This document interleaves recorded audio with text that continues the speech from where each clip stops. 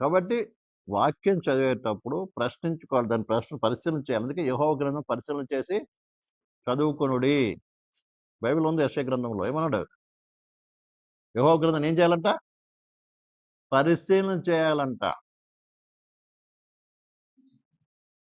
ఎందుకంటే మనందరం కూడా రక్షణ పొంది చాలా సంవత్సరాలు అయింది, చిన్నపిల్లలు కాదు, నిన్న మొన్న రక్షింపబడిన వాళ్ళు కాదు మీరెవరు కూడా. ఎదగాలండి. చక్కటి పాడబడాం రాకడ గురించి, మంచిదే కాదనట్లేదు. కానీ ఎంత జ్ఞానంలో ఎదిగాం మనము అనేది ప్రశ్న.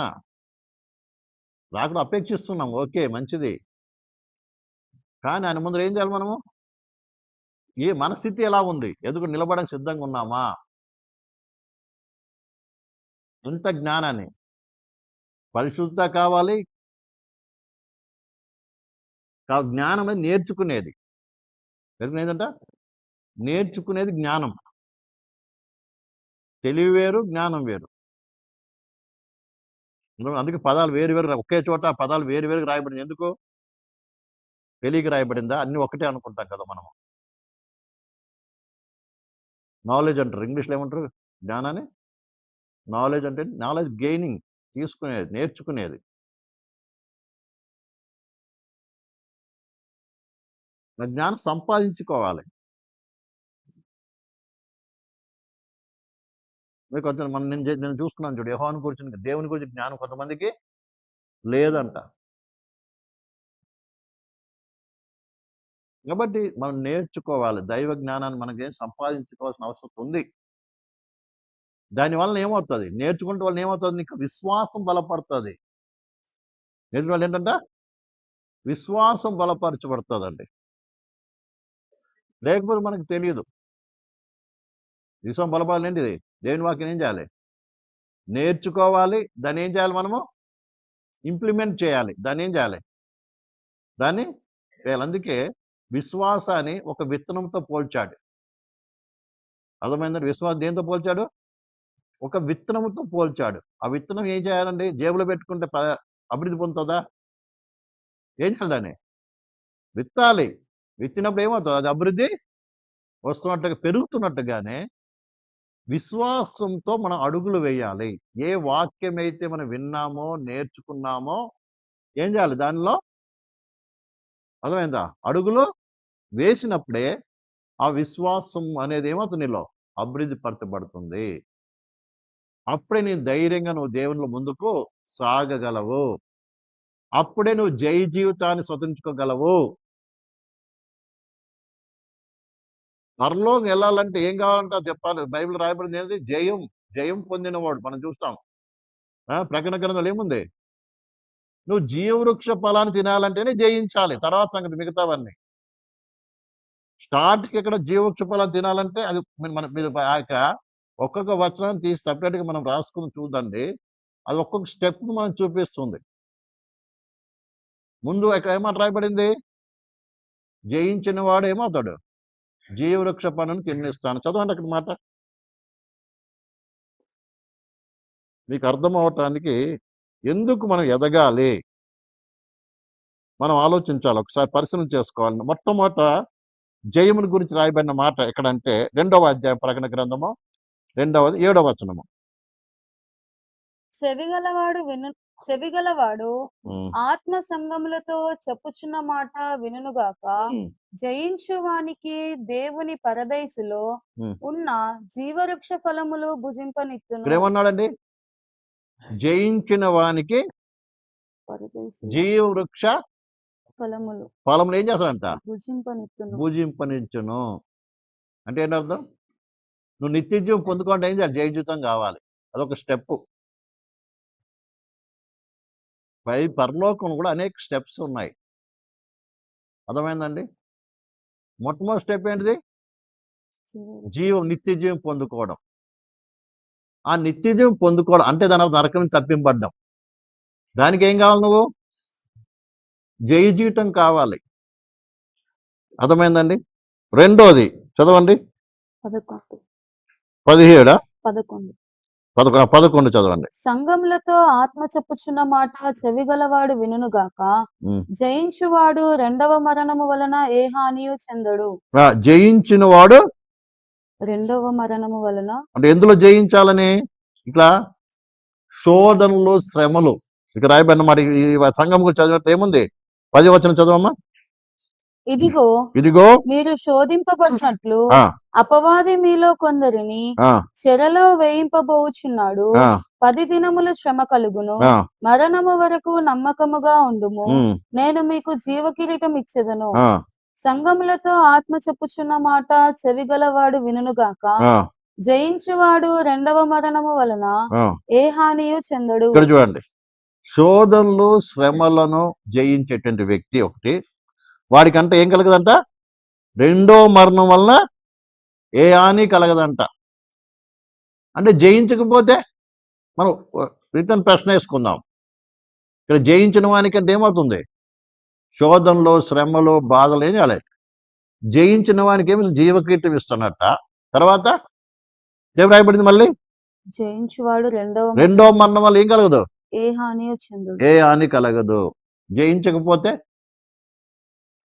రెండో మరణం అంటే తెలుసుగా ఏంటిది? రెండో మరణం అంటే ఏంటిదండి?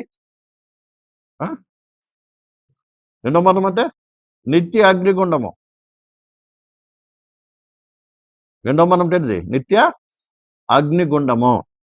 అర్థమవుతుందా? తర్వాత 17 సంఘములతో ఆత్మ చెప్పుచున్న మాట చెవిగలవాడు వినుగాక. జయించువానికి మరుగైయున్న మన్నాను భుజింపనిత్తును, మరియు అతనికి తెల్ల రాతినిత్తును. ఆ రాతి మీద చెక్కబడిన ఒక క్రొత్త పేరు అంటున్నాడు. జీవుకుడు ఇవ్వడమే కాకుండా ఎవరైతే ఏం చేస్తారో జయిస్తారో వారికి ఏమిస్తాడంట? మరుగై ఉన్న మన్నాను భుజింపనిస్తాను. అంతేకాదు ఒక తెల్లని రాతిని ఇస్తాను. తర్వాత ఆ రాతి మీద చెక్కబడిన ఒక కొత్త పేరు ఉండును అంటున్నాడు. ఇక్కడ నిత్య జీవ క్రీటము కంటే కూడా ఇంకొక స్టెప్ ఎక్కువ మనకు కనబడుతుంది. అంటే మనం ఈ సబ్జెక్ట్ కాదు కాబట్టి నేను ముందుకు వెళ్ళిపోతున్నాను, జస్ట్ మీకు చూపించడం కొరకు. ఏం చెప్తామైతే ఆ విషయాల తర్వాత మనం ఇప్పుడు నేర్చుకుందాం. అర్థమవుతుందండి? ఏంటంట? తెల్లని రాతిని ఇస్తాడంట. ఆ రాతి మీద చెక్కబడిన కొత్త పేరు. మూడో స్టెప్ ఏం దొరుకుతుంది? ఒక రాయి. దీని గురించి చెప్పాను ఒకసారి. కాలంలో అంటే రోమా సామ్రాజ్య కాలంలో ఎవరైనా యుద్ధం వెళ్ళి సైనికుడు అర్థమైందా జయించి వస్తే ఈ దినాల్లో సైనికులకి కొన్ని బిరుదులు ఇస్తారు. ఏంటి? పరమవీర్ చక్ర, తర్వాత ఇంకేంటి? మహావీర్ చక్ర, ఇంకా కొన్ని ఇస్తారు కదండి. అలాగా ఆ దినాల్లో అర్థమవుతుందండి, వారికి ఒక రాతిని ఇచ్చేవారు, తెల్లని రాయిని ఇచ్చేవారు. దాని మీద ఏం రాసేవారు? ఇలాగ వాళ్ళ బిరుదులు రాసేవారు.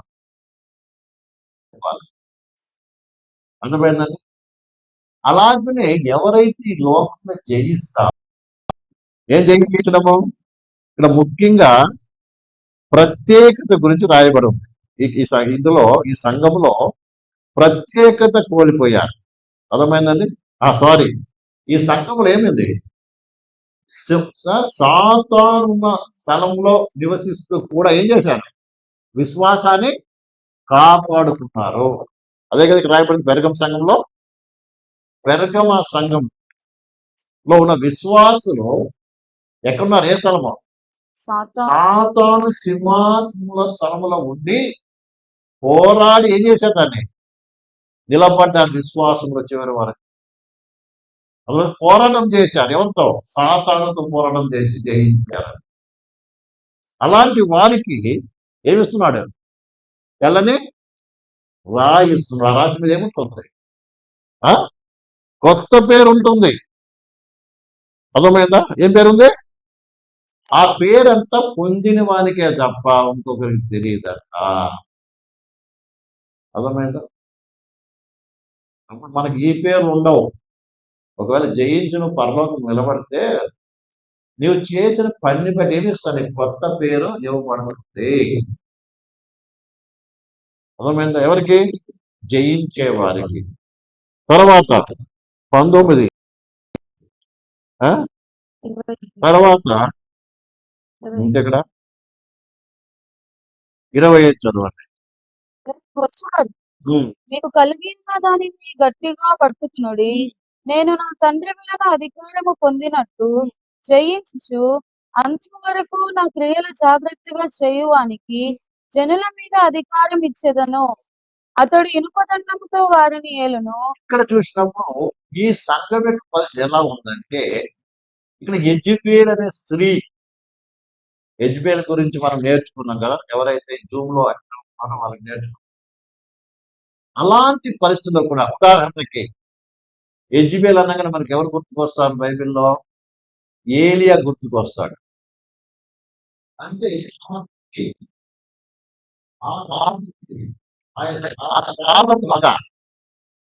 అలాంటి పరిస్థితిలో కూడా ఏలియా లాగా మరికొంతమంది ప్రవక్తలు కూడా ఉన్నారు. వాళ్ళకి ఎవరైతే యెజబెలు బోధకు కానీ యెజబెలు యొక్క ఆరాధనకు కానీ లోపల జీవించి దేవుని దగ్గరికి చేరుతారో అలాంటి వారికి ఎవరికి ఏమిస్తాడంట? అర్థమవుతుంది. ఈ దిన ప్రపంచంలో ఈ స్థితులన్నీ నడుస్తున్నాయి ఆయా ప్రదేశాల్లో. అర్థమవుతుందా? ఆయా ప్రదేశం ఏముంటుంది, ఇలాంటి పరిస్థితులు ఉన్నాయి ఈ దినం ప్రపంచంలో. యెజబెల్ ఏం చేసింది? దేశమంతటిని కూడా బయలు దేవత ఆరాధనలు దింపేసింది రాజుగారితో పాటు. చివరికి దేవుని ప్రవక్తలందరినీ చంపింది యెజబెలు. అర్థమైంది? యెజబెల్ ఏం చేసింది? దేవుని ప్రవక్తలందరినీ చంపింది. చివరికి దేవుని ప్రవక్తలు భోజనం చేయవలసిన స్థలంలో బయలు దేవత ప్రవక్తలు, అషేరు దేవత ప్రవక్తలు ఏం చేస్తున్నారు? భోజనం చేస్తున్నారు. అంటే పూర్తిగా ఎవరి చేతికి వెళ్ళిపోయింది? యెజబెలు చేతికి వెళ్ళిపోయింది దేశమంతా. ఈ దినాల్లో అనేకమైన చోట్ల అలాంటి పరిస్థితి ఉంది. క్రైస్తవులే ఉండకుండా చేయాలంటే పరిస్థితి ఈ దినము ప్రభుత్వాలు ఉన్నాయి. అలాంటి పరిస్థితిలో కూడా దేవుని కొరకు నిలబడినటువంటి పరిశుద్ధులు ఉన్నారు, ఉంటారు కూడా. దేవుని సంఘాన్ని ఎవడు ఏమీ చేయలేడు. చివరికి యెజబెలు సచ్చినట్టుగా వాళ్ళు సావాల్సిందే తప్ప, దానికి అనుమతించినటువంటి ఆహాబు సచ్చినట్టుగా సావాల్సిందే తప్ప, దేవుని సంఘాన్ని మాత్రం ఏం చేయలేరు, ఎవరు ఏమీ చేయలేరు. కానీ నిలబడే వాళ్ళు కావాలి. ఎలాంటి వారు? ఏలియా లాంటి వారు. ఇక మిగతా దాక్కొని తమ పరిశుద్ధిని కాపాడుకునేటువంటి ప్రవక్తల్లాగా కొంతమంది ఏం కావాలండి. ఆ స్థితిలో వారు జయించిన విశ్వాన్ని కాపాడుకున్న వారికి ఏమిస్తున్నాడు చూడండి. చదవండి. నేను వచ్చే వరకు మీకు కలిగి ఉన్న దానిని గట్టిగా వచ్చే వరకు కలిగి ఉన్న దాన్ని ఏం చేయాలంట? గట్టిగా పట్టుకున్నారో. ఏది కలిగి ఉన్నావో దాన్ని ఏం చేయాలి? గట్టిగా పట్టుకున్న వారికి తర్వాత నేను నా తండ్రి వలన అధికారము పొందినట్టు జయించుచు అంతము వరకు నా క్రియలు జాగ్రత్తగా చేయువానికి జనుల మీద అధికారం ఇచ్చేదను. యేసు ప్రభు ఏ అధికారం పొందినాడో అధికారం కలిగిన వారికి పరిపాలన చేస్తారు అని రాయబడి ఉంది. చూడండి, ఇప్పుడు ఈ స్థితి అన్నట్లు మనం ఏ స్థితిలో ఉన్నాం? ఏ జయ జీవితం కలిగి ఉన్నాం మనము? అసలు పోరాటం జరుగుతుందా మనలో? పోరాటం చేస్తున్నాం అసలు? మరి అర్థమవుతుందా నీకు చెప్పే మాట? ఏ రకమైన పోరాటం చేస్తున్నావు నువ్వు? విశ్వాసం కొరకు, పరిశుద్ధ కొరకు. ప్రియమైన బిడ్డలారా, గ్రహించాలి మనం అందరం కూడా. తర్వాత 3వ అధ్యాయంలోకి వద్దాం. 3వ అధ్యాయము 4వ వచనం చదవండి. అయితే తమ వస్త్రములను అపవిత్రపరచుకొనని కొందరు సార్దీస్లో నీ యొద్ద ఉన్నారు. వారు అర్హులు గనుక తెల్లని వస్త్రములు ధరించుకొని నాతో కూడా సంచరించెదరు. జయించువాడు అలాగున తెల్లని వస్త్రములు ధరించుకొనును. ఇక్కడ ఇంకో స్థానం మనకు కనబడుతుంది. ఈ పరిశుద్ధులు ఎవరితో ఉన్నారంటే యేసుతో పాటు సంచరించేవారంట. ఎవరితో పాటు? ఆయనతో పాటు సంచరించే గుంపు. ఈ గుంపు ఎవరని తెలుసా? ప్రేమ సంఘం అంతా కూడా ఏమో దిగజారిపోయిన స్థితి. అందుకే రాయబడింది 3వ వచనంలో 3:1 నీ క్రియలను నేను ఎరుగుదును, ఏమనగా జీవించున్నావన్న పేరు మాత్రం ఉన్నది కానీ నీవు మృతుడవే. సంఘమంతా చచ్చిపోయింది. అయినా అందులో కొంతమంది విశ్వాసులు ఏం చేస్తున్నారండి? పరిశుద్ధతో జీవిస్తున్నారు. వీళ్ళు ఎలా జీవించుంటారు? మనలో ఎవరైనా ఒకరు తప్పు చేశారు అనుకో, పడిపోయితే వాళ్ళతో పాటు 10 మంది పడిపోతారు. అది ఇది వాళ్ళ స్థితి. అర్థమైందా? ఒకరు పాపం చేసి పడిపోతే వాడబడి మనం కూడా వాళ్ళని చూసి పడిపోతాం. కానీ ఇక్కడ సంఘం అంతా చచ్చిపోయిన స్థితిలో అయిపోయింది. ఆయన అందులో ఎంతమంది ఉన్నారు? కొంతమంది పరిశుద్ధులు ఉన్నారు. వాళ్ళకి ఏం చెప్తున్నాడు? చదవండి, మీకేం ఇస్తాను నేను. జయించువాడు 4వ వచనం. అయితే తమ వస్త్రములను అపవిత్రపరచుకొనని అందరూ తమ వస్త్రం తమ జీవితాన్ని, వస్త్రం అంటే ఇక్కడ అర్థం ఏంటిది? జీవితాలు పాడు చేసుకున్నారండి. జీవితాలు అందరి జీవితం ఏమీ పాడైపోయింది. అయినప్పటికీ కూడా అందులో కొంతమంది ఏం చేస్తున్నారు? తమ వస్త్రాలు ఏం చేయట్లేదు, వారి జీవితాన్ని, పవిత్రతను కాపాడుకుంటున్నారు. వాళ్ళని వీళ్ళని చూసి వాళ్ళు పడిపోలేదు. వాళ్ళని వీళ్ళు చూసి ఏం చేయాలి? తమ జీవితాన్ని అపవిత్రపరచుకోలేదు, ప్రత్యేకించుకున్నారు. అర్థమైందండి? వాళ్ళు అలాంటి వారికి ఏమి ఇస్తున్నాడు దేవుడు? చదవండి. సార్దీస్లో నీ యొద్ద జయించువాడు అలాగున తెల్లని వస్త్రం ధరించుకుంటాడంట. జీవ గ్రంథములో నుండి అతని పేరు ఎంత మాత్రమునో తుడుపు పెట్టక నా తండ్రి ఎదుటను ఆయన దూతల ఎదుటను అతని పేరు ఒప్పుకుందును. అంటే వాళ్ళ జీవితం, వాళ్ళ పేరు ఎక్కడ ఉంటుందంట? జీవ గ్రంథంలో ఉంటుందంట. ఆ పేరు ఎన్నటికీ చుట్టిపెట్టబడదంట. అదే కాకుండా తండ్రి ఎదుట ఒప్పుకుంటాడంట వారిని. వీళ్ళెవరు? ఈ నా ప్రజలు, నా బిడ్డలు. అందుకే వాక్యంలో ఒక మాట రాయబడి ఉంది, ఏంటి తెలుసా? మనుషుల ముందు ఎవరు నన్ను ఒప్పుకుంటారో అని, ఎవరి ముందు? దేవుని ముందు, దేవదూతల ముందు ఒప్పుకుంటానని. వాళ్ళ చాలామంది నేను దేవుని బిడ్డని, నేను యేసుప్రభు బిడ్డని, నేను క్రైస్తవుని అని చెప్పుకునే చాలామంది ఏమవుతారు?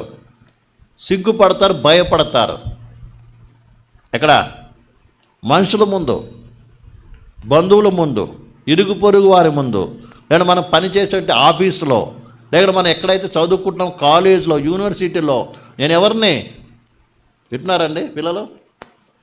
నేను దేవుని బిడ్డనని చెప్పుకోవడానికి నువ్వు సిగ్గుపడితే రేపు పరలోకం పోయినా కూడా ఏమంటాడు? నువ్వెవరు నాకు తెలియదు అంటాడు. ఇదైతే గ్యారంటీ, వాక్యంలో రాయబడి ఉంది. అందరూ అపవిత్రపరుచుకున్నారు. చాలా ఉంటారుగా, మాకు అక్కడ సహవాసం లేదండి, అందరూ కూడా అన్ని జనులు, అందరూ పాపం చేస్తున్నారు కానీ వాళ్ళతో పాటు నేను అయిపోయాను. వాళ్ళతో పాటు వెళ్ళిపోతే వాళ్ళు వెళ్ళిపోయినట్టే, ఇంకా నీకు పరలోకం రాదు. కానీ అక్కడికి వెళ్ళినప్పుడు ఒక రీతిగా, ఇక్కడికి వచ్చినప్పుడు, చర్చికి వచ్చిన రీతిగా ఒక రీతిగా నువ్వు జీవిస్తే నీకు దేవుడు ఎప్పుడు ఒప్పుకోడు. నీ క్రియల వలన దేవుని చూపించాలి. అందుకే మన ఇక్కడో క్రియ, బయట ఒక క్రియ ఉండకూడదండి. ఇక్కడో క్రియ, బయట ఒక క్రియ.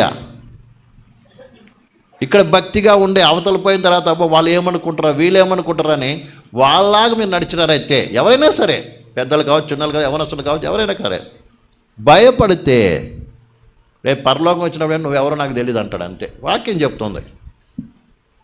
ఎవరైతే అందరూ అపవిత్రమైపోయారు, కానీ కొంతమంది ఆ సంఘంలో ఏం చేస్తున్నారు?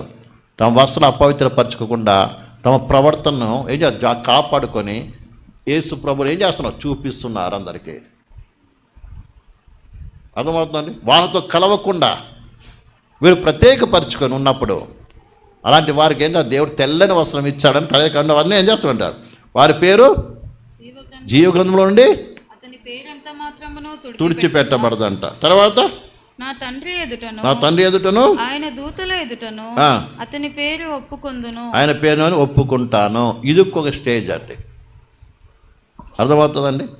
తర్వాత 7వ అధ్యాయంలో 12 చదవండి. ఇదే క్షమించాలి, ఇదే 3వ అధ్యాయము 12. జయించు వానిని నా దేవుని ఆలయంలో ఒక స్తంభముగా చేసేదను, అందులో నుండి వాడు ఇక మీదట ఎన్నటికి వెలుపలికి పోడు. మరియు నా దేవుని పేరును పరలోకంలో నా దేవుని యొద్ద నుండి దిగివచ్చుచున్న నూతనమైన యెరూషలేమును, నా దేవుని పట్టణపు పేరును, నా క్రొత్త పేరును వాని మీద రాసెదను. చాలండి. ఇక్కడ జాషువా చదువుతున్నాం. ఇక్కడ సంఘము ఎలా స్థితిలో ఉందంట? ఏ స్థితిలో ఉందండి? బలహీన స్థితిలో ఉంది. శక్తి ఎంత ఉంది? కొంచెమే ఉంది.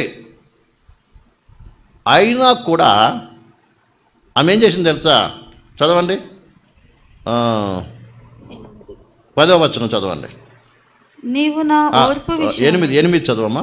నీ క్రియలను నేను ఎరుగుదును. నీ క్రియలను నేను ఎరుగుదును. నీకున్న శక్తి కొంచెమైనను కొంచెమై ఉండినను నీవు నా వాక్యమును గైకొని నా నామమును ఎరుగననలేదు. ఇదిగో తలుపు నీ ఎదుట తీసి ఉంచి ఉన్నాను. మన శక్తి కొంచెంగా ఉన్నప్పటికి కూడా ఏంటంట?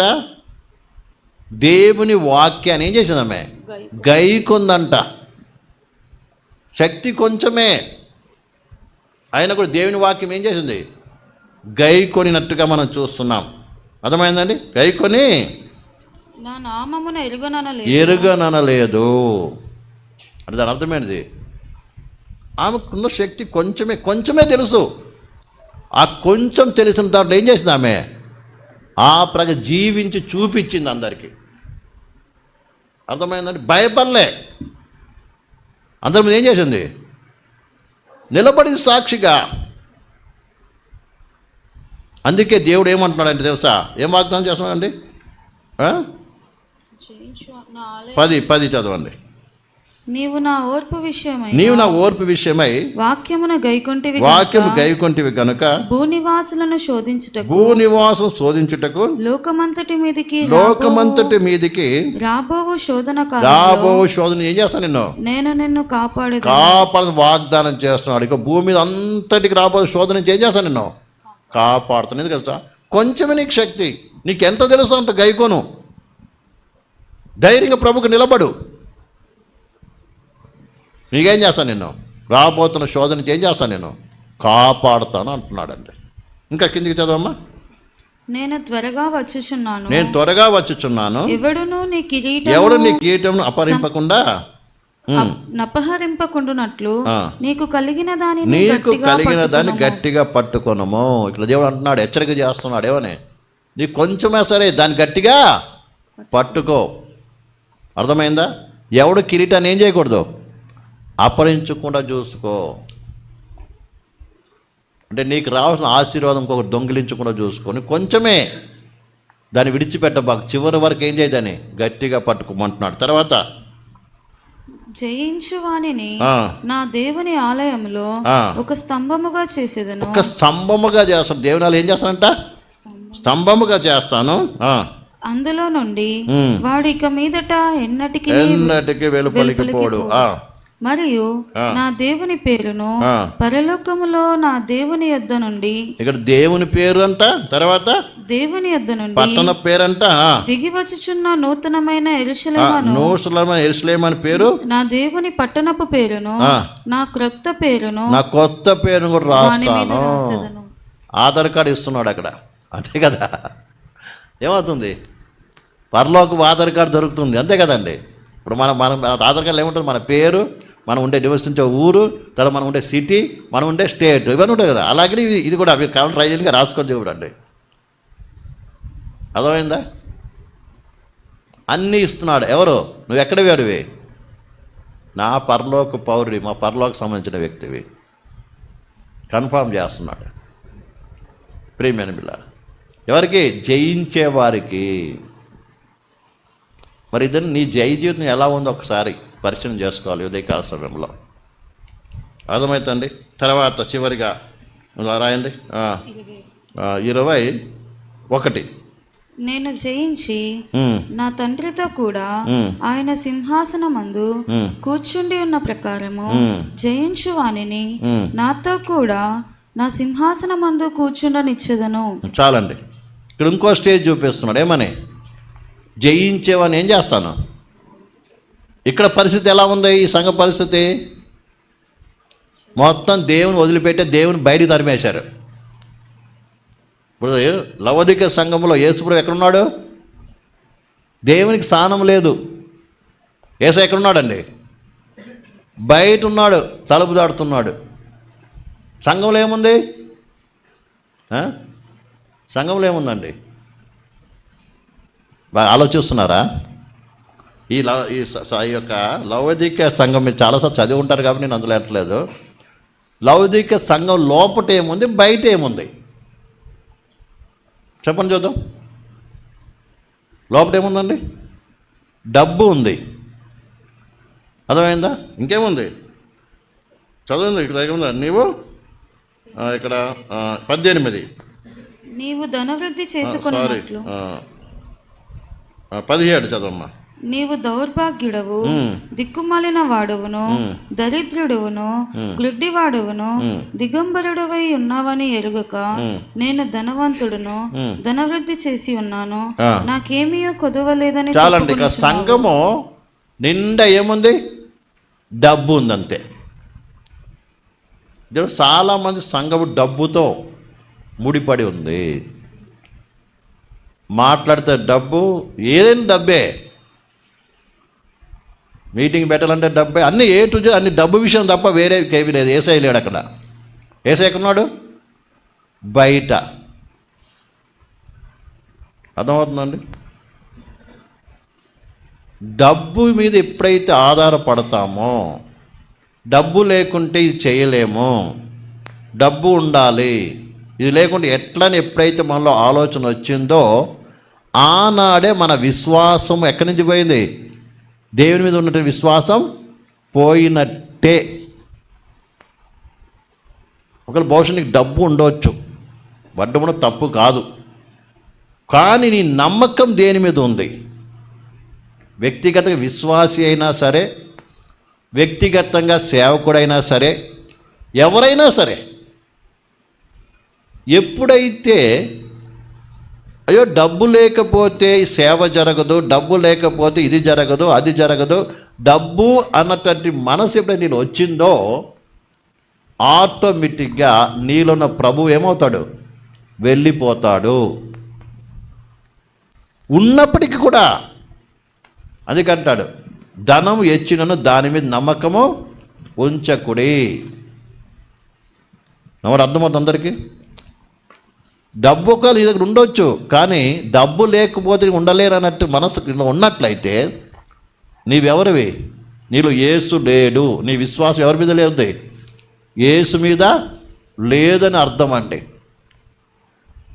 ఇది అనేక సంఘాలు, మినిస్ట్రీస్లో, పెద్ద పెద్ద సంఘాల్లో డబ్బు ఉంది కానీ ఎవరు లేరు? యేసు లేడు. యేసు బయట ఉన్నాడు. అలాగే నీ మనసు యేసు మీద నుండి బయటికి వెళ్ళిందంటే దేని మీద నీ నమ్మకం వెళ్ళినప్పుడైతే, ఉదాహరణకు మన మనసు కూడా చాలా మట్టుకు ఎక్కడ ఉంటుందో తెలుసా? యేసు మీద నుంచి ఎక్కడ ఉంటుంది? కొంతమంది మనసు డబ్బు మీద ఉంటుంది, పిల్లల మీద ఉంటుంది, కొంతమంది చదువు మీద ఉంటుంది. కారణం అది లేక ఉండలేను, ఈ డబ్బు లేకపోతే నేను బతకలేను, పిల్లలు లేకపోతే బతకలేను, లేదంటే అది లేకపోతే బతకలేను, ఉద్యోగం లేకపోతే బతకలేను. ఎవరైతే ఈ బతకలేను అనుకుంటారో వీళ్ళందరి బతుకు ఎక్కడికి పోతుంది? నరకానికే. అందులో యేసు ఉండడండి. అందుకని యేసు ఏం చెప్తున్నాడు? నాకంటే ఎక్కువ ఎవరినైతే ప్రేమించిన వాడు నాకు పాత్రుడు కాదు. విశ్వాసముతో, నీతిమంతుడు విశ్వాసములుగా జీవిస్తాడంట. దేవుడు ఆధారపడాలి. ఉన్నప్పటికీ కూడా దాని మీద కదా ఆధారపడేది, దాన్ని కట్టేసి పెట్టుకోవడం కాదు. అర్థమవుతుందండి? అర్థమవుతుందండి? ఎప్పుడైతే ఉంటుందో అప్పుడు దేవుని దృష్టి ఏం కనబడుతుంది? ధనవంతుడు, దరిద్రుడు. ఎందుకంటే విశ్వాసం లేదు, దేవుని నమ్మకం లేదు. ఎవరి మీద ఉంది నమ్మకం? డబ్బు మీద. డబ్బు లేకపోతే నడవదు ఎట్లాగా. కాబట్టి విశ్వాస జీవితం జీవించేవారు ఎన్నడూ కూడా తమ కొరకని దాచిపెట్టుకుంటే నువ్వు ఆటోమేటిక్గా అయిపోయినట్టే పని.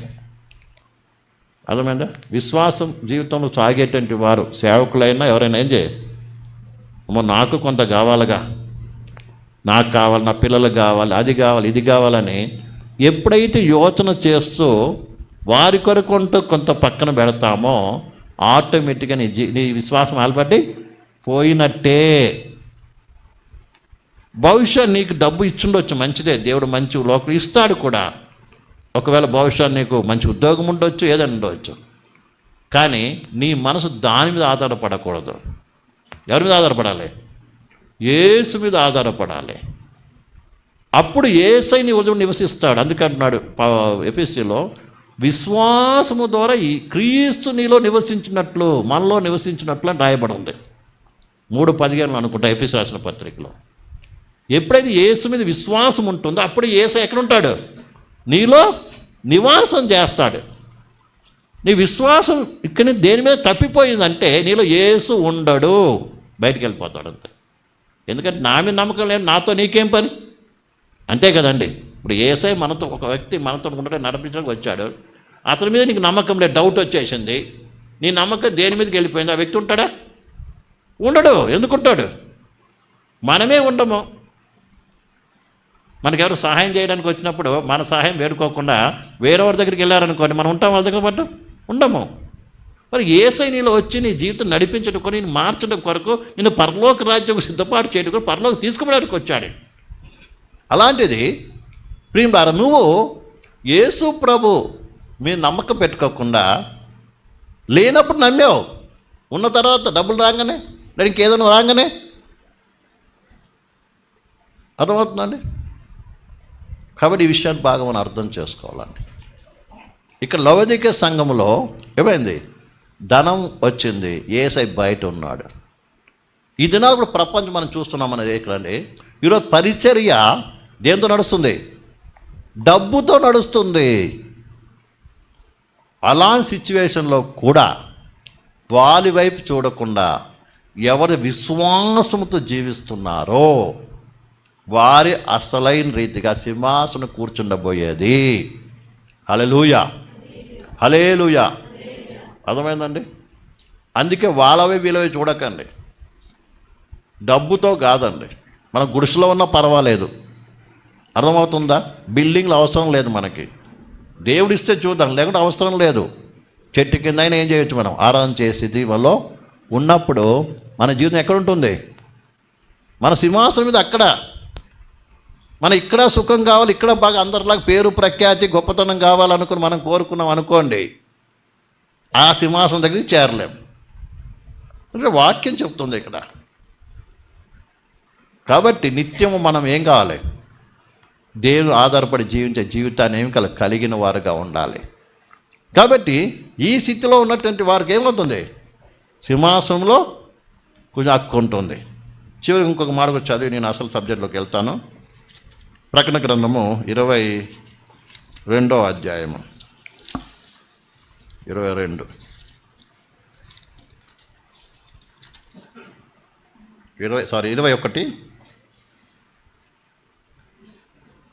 7వ వచనం చదవండి. జయించువాడు వీటిని స్వతంత్రించుకొనును, నేను అతనికి దేవుడనై ఉండును, అతడు నాకు కుమారుడై ఉండును. పిరికి వారును. చాలండి. ఈ అన్ని సిచ్యువేషన్స్లో ఈ ప్రకటన గ్రంథంలో ఎన్ని పరిస్థితులు ఉన్నాయో, అన్ని పరిస్థితులు ఉన్నప్పటికీ కూడా ఎవరు ఏం చేస్తారు? జయిస్తారో వారు ఏం కాబోతున్నారు? అసలైన కుమారులు కాబోతున్నారు, వారసులు కాబోతున్నారు. అదే కదా రాయబడింది ఇక్కడ, జయించువాడు వీటిని స్వతంత్రించుకొనును. దేన్ని? 21లో రాయబడిన మాట. కొత్త ఆకాశం, కొత్త భూమి, కొత్త ఇవన్నీ కూడా ఏం చేయబోతున్నాడు? ఆయన స్వతంత్రించుకుంటాడంట. నేను అతనికి దేవుడనై ఉందును, అతడు నాకు కుమారుడై ఉంటాడు. నువ్వు కుమారుడిగా ఉండి వారసుడు ఉండాలంటే ఏం చేయాలి? అర్థమైందండి? ఈ పరిస్థితి ఎన్ని ఉన్నా కూడా ఏం చేయాలి? నువ్వు జయించాలి. ఆల్రెడీ ఫస్ట్ డే మనం నేర్చుకున్న ఉదయం, మన ఈ లోకంలో ఆత్మీయ జీవితంలో ముందుకు సాగటానికి మనకు కావాల్సిన అన్ని ఏర్పాట్లు యేసయ్య చేసి పెట్టాడు. కాబట్టి నువ్వేం చేయాలి? ఈ లోకంలో పోరాటం చెయ్యాలి. విశ్వాస జీవితం ఏంటండి? పోరాటం. నిజమైన విశ్వాసికి నిత్య పోరాటమే. ఇక లేదండి నాకు ఏ బాధ లేదంటే దాని అర్థము నువ్వు ఎక్కడో ఆగిపోయావని అర్థం. ఎక్కడ ఏమైపోయావు? నువ్వు ఆగిపోయావు. నువ్వు అంటే ఎక్కడో కాంప్రమైజ్ అయిపోయావు. దేంతో నువ్వేం చేస్తావు? లోకంతో కలిసిపోయావని అర్థం. పరిశుద్ధ విషయంలోనో ప్రత్యేకత విషయంలోనో ఇక ఏ విషయంలో ఏమైపోయావు? నువ్వు ఏం చేసావు? నువ్వు కాంప్రమైజ్ అయిపోయావు. ఎందుకండి ఈ బాధలని? వాళ్ళు చెప్పినట్టు ఇంటే సరిపోద్దుగా. ఎందుకు ఈ బాధలు? వీళ్ళందరూ వెళ్ళిపోతారు. ఒక సంఘమే ఉందనుకోండి, సంఘం ఏమంటుంది? అది కాదు, మేము ఇది చేస్తాం, అందరూ చేయట్లేదు, మనం చేస్తే తప్ప, చెప్తే చేయండి లేకుంటే వెళ్ళిపోతాం అంటారు. అప్పుడు పాస్టర్ గారు ఏం చేయాలి? అందరూ వెళ్ళిపోతే నేను ఎట్లా బతకాలి అని చెప్పి సరే సరే సరే మీ కొరకు చేస్తానులే ప్రేమరా వెళ్ళి కాంప్రమైజ్ అయిపోతాం. అర్థమైందండి? అప్పుడేమవుతాడు? అయిపోయింది కథ, స్టోరీ కథ. ప్రేమరా అందుకే పాత నిబంధనలు అనేక చెప్పాను, మళ్ళీ జ్ఞాపకం చేస్తాను. అహరోను మోషేలు ఇద్దరు ఉన్నారు ఇజ్రాయెల్ నడిపించడానికి. ఎవరున్నారు? అహరోను, మోషే. మోషే కొండ మీదకి వెళ్ళాడు 40 రోజులు. 40 రోజుల కింద అహరోను లీడర్షిప్లో ఉన్నారు జనాలందరూ కూడా. మోషే వెళ్తూ చెప్పాడు కదా, అహరోను ఉన్నారు చూసుకోండి, చూసాను మీ బాధలున్నా ఆయన చూసుకున్నారు అంటే. ఇప్పుడు అహరోను గారు ఉన్నారు. జనులందరూ కలిసి ఏం చేశారు? అహరోను దగ్గరికి వచ్చారు. మోషే వెళ్ళిపోయాడు, ఆయన ఏమైపోయాడో మాకు తెలియదు, ఇప్పుడు మాకేం కావాలి? ఏం కావాలి చెప్పండి? మమ్మల్ని నడిపించడానికి ఒక దేవుడు కావాలి. నువ్వు తయారు చేస్తావా తయారు చేయవా? ప్రయాసపడ్డాడు మోషే, క్షమించాలి. అహరోను ఏం చేశాడు? కష్టపడి కాదయ్యా వస్తాడయ్యా అది ఇది అన్నాడు. కానీ చివరికి ఏమైనా ప్రజలందరూ మర్యాద చేస్తావు నేను చంపమంటావా అన్నారు. లాస్ట్కి ఏమన్నారు? దెబ్బకి మోషే అహరోను గారు ఏమయ్యారు? భయపడిపోయారు. భయపడిపోయాడు. ఏం చేశారు? సరే ఇవ్వండి మీకు అనుకున్నట్టు చేస్తానని ఏం చేశాడండి? ప్రియమైన పిల్లలు, వాళ్ళు వెండి బంగారం తీసుకొని దూడ చూసి రేపు యెహోవాకు పండుగ జరుగును. పేరేది? ఏం పేరు పెట్టారండి? పెట్టిందేమో విగ్రహం పేరు. ఈ దినాలు ప్రపంచంలో ఎన్నో పండగ విగ్రహాలు పెట్టేసి ఏం పేరు పెడుతున్నారండి? యేసయ్య పేరు జరుగుతుంది. ఏమి పండుగలు? ఏవో పండుగలు. బైబిల్ దేనికి సంబంధం ఉండదు ఆ పండుగలకి, అంతే కదా? క్రిస్మస్, ఈస్టర్ ఇవన్నీ ఉన్నాయి. దీనికి బైబిల్కి సంబంధం ఉంది ఏమన్నా? బైబిల్ చేయమని చెప్పాడా? లేదు. కానీ ఎందుకు పెట్టుకున్నారు? ఎందుకు పెట్టుకున్నారు? ఏమన్నా యేసయ్యను ఆదరిస్తారా? పండుగలన్నీ దేని కొరకు అండి? తినడానికి, తాగడానికి, కొట్టబలు ధరించుకోవడానికి, ఉల్లాసించడానికి. నువ్వు అర్థమవుతుందండి? అదే కదా. ఇంకేమైనా యేసుప్రభుకి ఏమైనా మహిమ వస్తుందా అక్కడ? లేదు. పెట్టింది విగ్రహము, పేరేమో యెహోవా. కానీ మళ్ళీ ఎలా ఆరాధిస్తున్నారండి? సరే ఆరాధన ఏమన్నా యెహోవాకు తగినట్టుందా? తినుతూ తాగుతూ ఆవుటకు లేచురి. తినటానికి, ఆడటానికి, పాడడానికి లేచారంట. ఇందుకే పండగలు. అవును, సంతోషం ఉంది, క్రీస్తులో కూడా ఆ సంతోషం ఉంది, ఆనందం ఉంది, అన్నీ ఉన్నాయి. దానికి బదులు శరీర సంబంధ ఉల్లాసము కొరకు, శరీర సంతోషము కొరకు ఈ పండగలన్నీ. ఇలా అహరోను ఏం చేశాడు? ప్రేమలారా, మనుషులకి ఏది కావాలో దానిని ఏం చేశాడు? ఏర్పాటు చేయటమే అహరోను యొక్క ఉపదేశ బోధ. ఇతరులు అనేకమైన మొత్తం ప్రపంచంలో ఎక్కువ శాతం ప్రజలకు ఏది ఇష్టమో, ప్రజలు ఏది కావాలనుకుంటున్నారో అది చేసే సేవకులు ఉన్నారు, పాస్టర్లు ఉన్నారు. వారికి తగినట్టుగా ఏం చేస్తున్నారు? రకరకాల ఎక్స్పోజ్ అంటే రకరకాలు చూపించుకోవడం జరుగుతూ ఉంది. ప్రేమైన బిడ్డలారా, ఇదంతా ఎక్కడ బోధ? అహరోను బోధ. ఈ అహరోను బోధ చివరికి ఏమైంది? అందులో పాలు పొందిన వారు చచ్చారు. మోషే ఖడ్గానికి ఏమయ్యారు? చచ్చారండి. అర్థమైందండి? ఒకదేం రాబోతుందండి. అర్థమైందా? మోషే బోధ ఏంటిది? ఇక్కడ బాగా అర్థం. మోషే చెప్పేది ఏంటిది? ప్రజలు ఏం చెప్తున్నారో వినలేదు ఆయన ఎప్పుడు కూడా. గొర్రెపిల్ల రక్తము ద్వారా విమోచమునటువంటి ఇజ్రాయిల్ ప్రజలు, విమోచకుడు ఏంటంటే దేవుడు ఏమి చెయ్యమని చెప్తున్నాడో దాన్ని ఉపదేశించడం మోషే యొక్క ఉపదేశం. అర్థమవుతుందండి? మోషే ఉపదేశం ఏంటిది? విమోచమైన ప్రజలు ఏ రీతిగా జీవించాలి, ఏ రీతిగా నడవాలి అని దేవుడు చెప్పినట్టుగా చెప్పడమే కాకుండా చేయించడమే మోషే యొక్క పని. అందుకే అభిషక్తులమైన మనము, దేవుని సేవకుల మనము కూడా దేవుడు ఏం చెప్తున్నా దాని తప్ప వేరొకటి చెప్పడానికి వీల్లేదు. ఎవరు ఇష్టమున్నా ఇష్టం లేకపోయినా కూడా దేవుడు చెప్పిన వాక్యము లేకపోతే దేవుడు ఇచ్చిన ఉపదేశమును ఉపదేశించడము, తర్వాత ఆ ప్రకారం చెయ్యమని చేయించడమే మా యొక్క బాధ్యత. ఇష్టం ఉంటే ఉండవచ్చు, కష్టమైతే మానేసి ఎక్కడికైనా పోవచ్చు. మరి అర్థమవుతుందండి? మోషే బోధ ఏంటిది? అపోస్తలుల బోధ ఏంటిదండి? మనుషుల ముఖాలు చూసి బోధించేది కాదు. దేవుడు ఏం చెప్తున్న, పరిశుద్ధాత్మ ఏం ఉపదేశిస్తున్నా ఆ ఉపదేశాన్ని ఏం చేయడం? ప్రజలకు ఉపదేశించడం. ఆ ప్రకారం ప్రజలను ఏం చేయాలి? నడిచేటట్టు చేయటము. మోషే ఎప్పుడు కూడా నా మాట వినట్లేదని అనలేదండి. ఏమనలేదు. దేవుడికి చెప్పాడు. ఒక క్వశ్చన్ వచ్చిందంటే ఎక్కడికి వెళ్ళాడు? దేవుని దగ్గరికి వెళ్ళాడు. సంఘంలో తిరుగుబాటు వస్తే ఎక్కడికి వెళ్ళాడు? దేవుని దగ్గరికి వెళ్ళాడు. ఎందుకంటే మోషేకు దేవునికి సంబంధం ఉంది. కాబట్టి మోషే విమోచింపైన ప్రజలు ఏమి చెయ్యమంటున్నాడో అది చెప్పడము, చేయించడమే మోషేకు ఉపదేశం అండి. అహరోను బోధ ఏంటిది? ప్రజలు ఏం చెప్తే వాళ్ళకి చెప్పినట్టుగా చేసేది అహరోను పని, అహరోను బోధ. ఇప్పుడు మీకు ఏ బోధ కావాలో చెప్పండి, ఈరోజు డిసైడ్ చేద్దాం. ఈరోజు ఏ బోధ కావాలి మీకు? మోషే బోధ కావాలా, అహరోను బోధ కావాలా? ఒక్కనా? ఏం చెప్తే వింటారా మరి? రైట్, రాసి పెట్టుకోండి. హల్లెలూయా. సైన్ చేసేసారు మన వాళ్ళు. దేవునికి మహిమ కలుగును గాక. రైట్, అర్థమైందండి?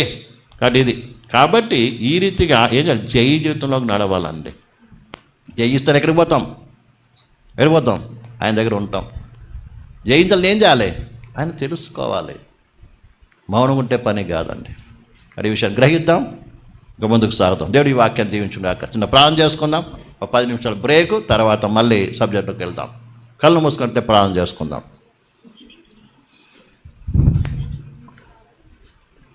హల్లెలూయా. అందరు కళ్ళు మూయాలి. కళ్ళు మూయమన్నప్పుడు అందరూ కళ్ళు మూయాలి, పిల్లలతో పాటు.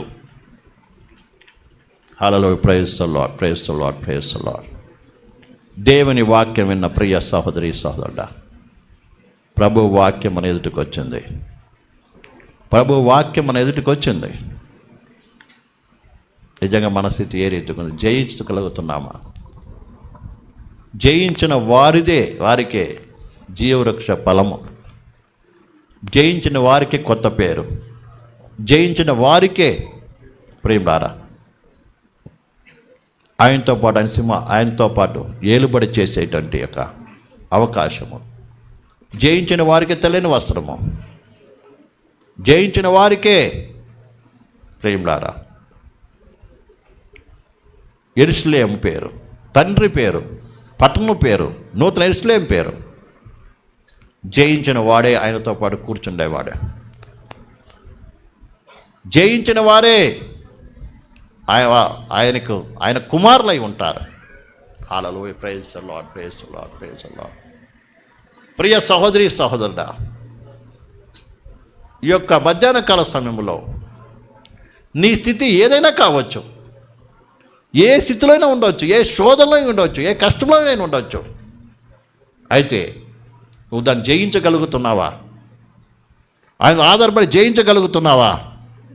ఒక్కసారి నిన్ను పరిశీలన చేసుకొని జయించడానికి నీ కృప ఇవ్వు ప్రభా, నీ అభిషేకం ప్రభా, నడిపించు ప్రభానని ప్రియమైన బిల్లారా మనం ప్రభు సన్నిధికి అప్పగించుకుందాం. Hallelujah, thank you Jesus.